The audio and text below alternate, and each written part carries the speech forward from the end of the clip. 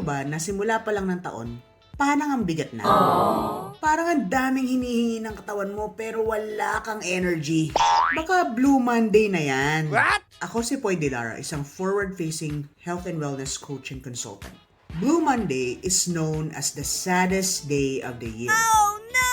Madalas itong nangyayari tuwing 3rd Monday of January. Most common ito sa mga tao na nakatira sa northern part of the world kagaya ng Canada and the UK dahil sa less sunlight due to the deep winter season. Ang sunlight ay vital para sa production ng hormones na importante para sa mood ng mga tao. Pero dito sa Pilipinas, nangyayari din ito. Bakit? Kasi post-holiday season na.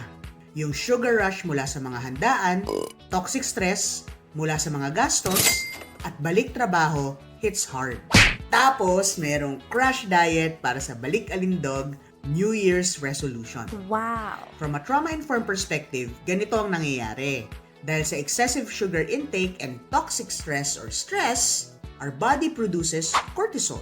Tapos, kapag deprived pa yung nutrients, lalo na after overeating sa holidays, your brain and your body struggle. Kaya yung energy mo, pababa. Yung mood mo, pasad. Ang katawan natin ay parang makina. Kailangan ng tamang fuel para gumana ng maayos. Pero sa sobrang daming nakain natin nung Pasko, biglang diet mode tayo, di ba? Kulang tayo sa tamang nutrients. Lalo na sa protein and good carbs, which are needed to stabilize blood sugar and produce serotonin. Yung happy hormone. Add toxic stress and boom!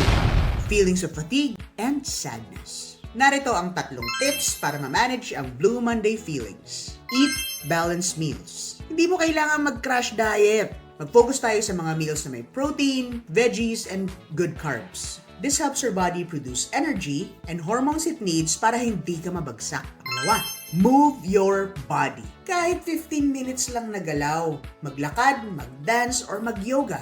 Movement lowers our cortisol levels and nagpapalakas ito ng ating mga endorphins, aka the natural happy hormones. Third, get enough sunlight. 15 to 20 minutes lang of sunlight early in the day. Natural light kasi it helps maintain healthy body clock, which then signals our body to reduce our cortisol levels. This increases serotonin and vitamin D production, which enhances mood, energy, and focus. Remember, Blue Monday is just one day. Hindi nito kailangan ma-define ng inyong week, month, year, or even your life. Tandaan, your feelings are valid. Pero may magagawa tayo to feel better. Bit by bit, step by step. Kaya ngayong Blue Monday, alagaan natin ang ating sarili. Mag-comment ka lang below kung anong mga ginagawa mo para maging kinder sa sarili mo ngayong araw na ito. Huwag kalimutan, click, share, and follow. Para sa wellness na hindi lang awareness, kundi progress. Kita-kits ulit soon! Ako si Poy Dilara, ang ngayong Certified Trauma and Resilience Life Coach. Kung nais ninyong magtanong o may mga hinanaing kayo na gusto ninyong sagutin in a trauma-informed way, mag-comment lang kayo.